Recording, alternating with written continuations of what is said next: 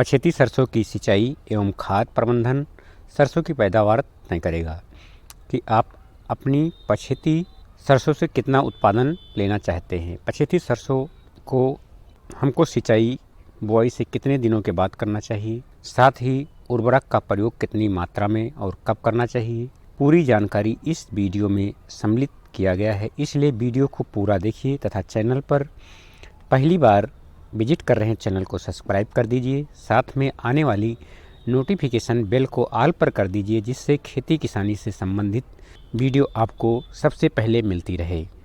इस बार बरसात लेट हो जाने के कारण बहुत से किसान सरसों की अगेती बिजाई नहीं कर पाए, तो उन्होंने पिछेती सरसों की बिजाई की है। सरसों में अच्छा से अच्छा उत्पादन लेने के लिए समय पर सिंचाई एवं उर्वरक का प्रयोग करना चाहिए।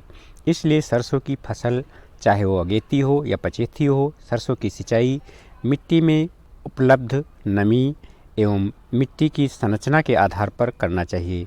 जैसे जिन क्षेत्रों की मिट्टी हल्की है उन क्षेत्रों में सरसों में लगभग 3 सिंचाई की आवश्यकता पड़ती है। यदि बरसात नहीं होती है तो वहीं भारी मिट्टी हो तो जिन क्षेत्रों में भारी मिट्टी है वहाँ पर सरसों की सिंचाई 2 बार करनी पड़ती है। 2 बार सिंचाई करके हम अच्छा उत्पादन ले सकते हैं। हल्की भूमि में हम पहली सिंचाई 28 से 30 दिन बाद कर सकते हैं तथा दूसरी सिंचाई फूल आते समय एवं तीसरी सिंचाई फलियां बनते समय करना चाहिए। तथा जिन क्षेत्रों की मिट्टी भारी है वहाँ पर सिंचाई 30 से 35 दिन के बाद पहली सिंचाई की जा सकती है तथा दूसरी सिंचाई फलियां बनने के तुरंत बाद तथा दाना बनने से पहले किया जा सकता है।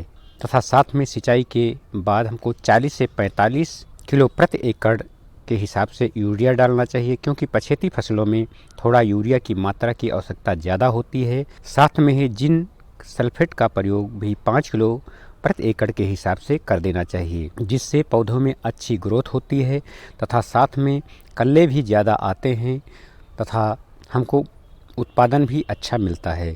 और यदि हम बिजाई के समय सल्फ़र का प्रयोग नहीं कर पाए हैं किसी कारणवश, तो सिंचाई के बाद हमको सल्फ़र का भी प्रयोग कर देना चाहिए, क्योंकि सल्फ़र के प्रयोग से बहुत सारे लाभ हमको प्राप्त होते हैं। सल्फ़र का प्रयोग सरसों की खेती के लिए बहुत ही आवश्यक है, चाहे सरसों अगेती हो या पिछेती हो। सल्फ़र हमारी सरसों में 3 तरह से कार्य करती है। एक तो वो फफूंद नाशक के रूप में तथा दूसरा वो ग्रोथ प्रमोटर के रूप में तथा तीसरे वो एक उर्वरक के रूप में हमारी फसल को सल्फ़र के प्रयोग से सरसों में कल्लों का अच्छा विकास होता है। सरसों में तेल की मात्रा भी बढ़ जाती है तथा दाना अच्छा बनता है और साथ में फफूंद नाशक कोई भी बीमारी हमारी सरसों में नहीं लगती है।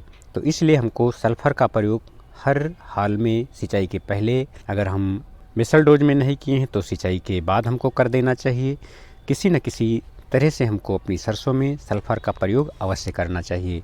तो ये छोटी सी जानकारी आपको कैसी लगी, अच्छी लगी हो तो कमेंट करके ज़रूर बताएं तथा चैनल पर पहली बार विजिट कर रहे हैं चैनल को सब्सक्राइब कर दीजिए। वीडियो देखने के लिए बहुत बहुत धन्यवाद। अगली वीडियो खेती किसानी के साथ फिर मिलेंगे, तब तक के लिए नमस्कार।